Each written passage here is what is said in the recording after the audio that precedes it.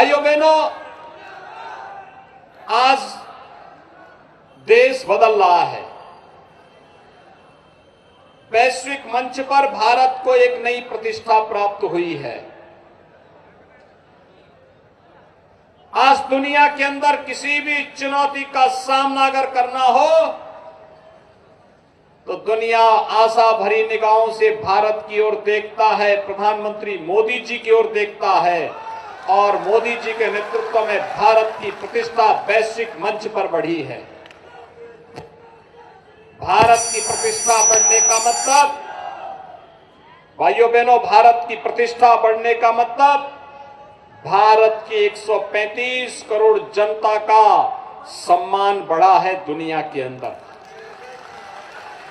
अब भारत दुनिया के अंदर पिछलग्गू राष्ट्र नहीं है, नेतृत्वकर्ता के रूप में है। भारत नेतृत्वकर्ता के रूप में, और इसीलिए मैं आप सबका आह्वान करने के लिए आया हूं। एक तरफ वैश्विक मंच पर सम्मान, तो दूसरी तरफ हिमाचल के वीर योद्धाओं के द्वारा सीमा की सुदृढ़ सुरक्षा की व्यवस्था में अपने आप को लगाना।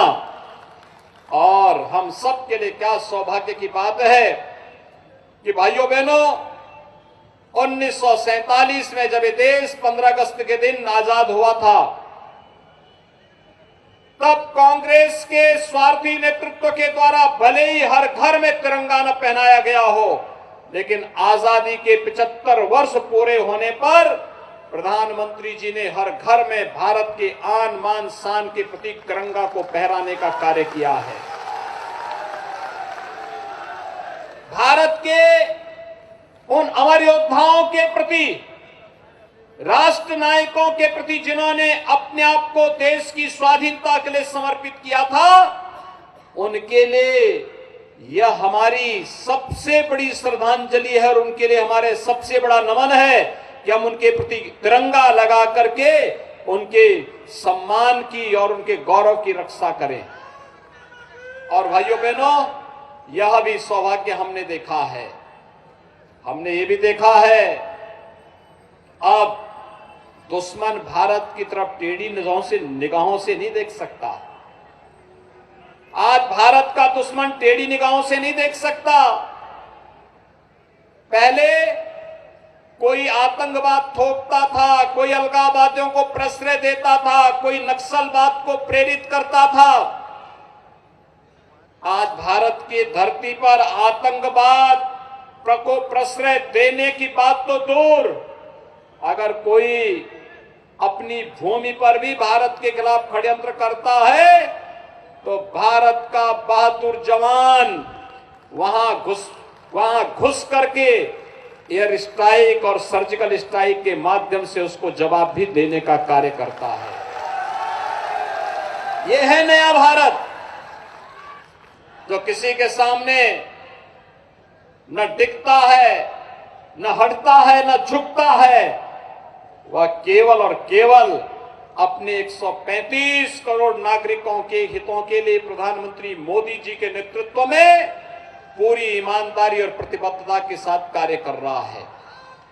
और भाइयों बहनों, विगत 5 वर्ष के अंदर हम सब ने हिमाचल प्रदेश को विकास की नई ऊंचाइयों को छूते हुए देखा है।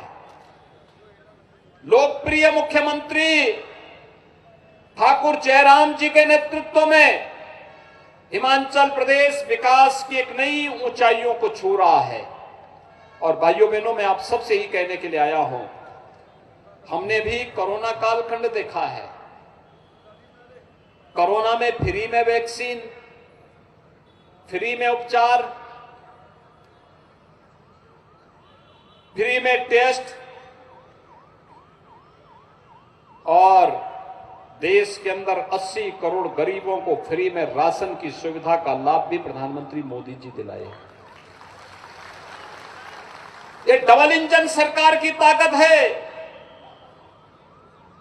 जब एक जैसी सरकारें होती हैं, उसका लाभ कितना होता है। वैक्सीन, जो अंतर्राष्ट्रीय बाजार में एक वैक्सीन 5,000 रुपये में भी नहीं मिल रहा था, वह फ्री में मिला।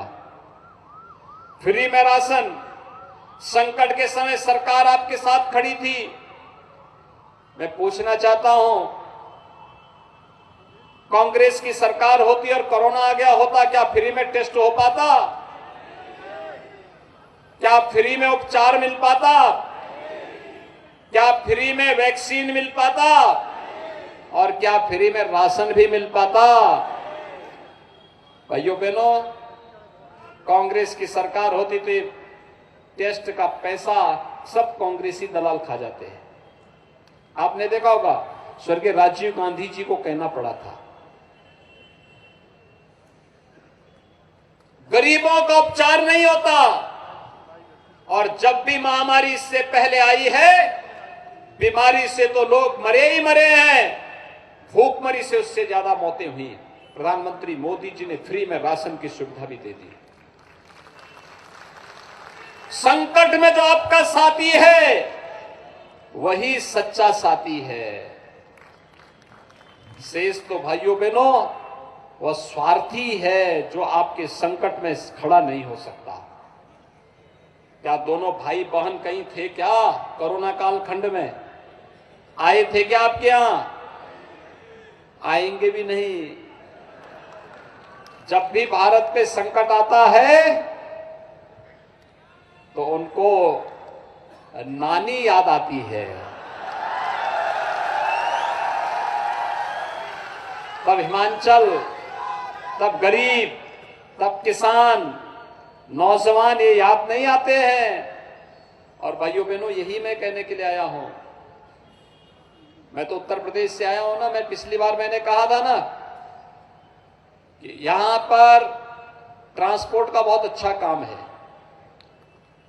सरदेय अटल बिहारी वाजपेयी जी के समय में भारतीय जनता पार्टी की प्रेम कुमार धूमल जी की सरकार ने फार्मा पार्क की स्थापना करके देश के हर मेडिसिन उद्योग को यहां पर लाने का काम किया था। यहां पर उद्योग फले पनपे हैं, आगे बढ़े हैं और ट्रांसपोर्ट का काम यहां पर है। और मैंने तब कहा था यहां के ट्रांसपोर्टर को उत्तर प्रदेश में कोई समस्या नहीं आएगी, कोई समस्या नहीं आएगी। उत्तर प्रदेश में इस समय सचमुच रामराज है। 500 वर्षों के इंतजार के बाद भगवान राम का भव्य मंदिर निर्माण का काम चल रहा है। भव्य मंदिर का निर्माण क्या ये कांग्रेस करा पाती? और 5 वर्ष में, यानी पहले, उससे पहले जो भाजपा की सरकार के पहले 5 वर्ष थे, वहां 700 दंगे हुए थे। पिछले 5 साल में एक भी दंगा नहीं हुआ, एक भी दंगा नहीं हुआ। भाइयों बहनों, कोई सड़क पे गुंडागिर्दी नहीं कर सकता। बहन बेटियों की इज्जत के साथ कोई खिलवाड़ नहीं कर सकता। और आपने देखा होगा, कांग्रेस सरकार उत्तर प्रदेश के एक माफिया को ला करके उसकी सेवा कर रही थी। हम उसको फिर घसीट करके लेके चले गए। हमने कहा अभी तो इसका हिसाब किताब बाकी है। और भाइयों बहनों, उत्तर प्रदेश के अंदर गुंडा राज समाप्त, माफिया राज समाप्त, संगठित अपराध समाप्त, विकास की एक नई ऊंचाइयों की ओर बढ़ते हुए उत्तर प्रदेश आगे बढ़ रहा है। और यही डबल इंजन सरकार के द्वारा जनता की सेवा के लिए किए गए कार्य हैं। और इसीलिए मैं आपका आह्वान करने के लिए आया हूं।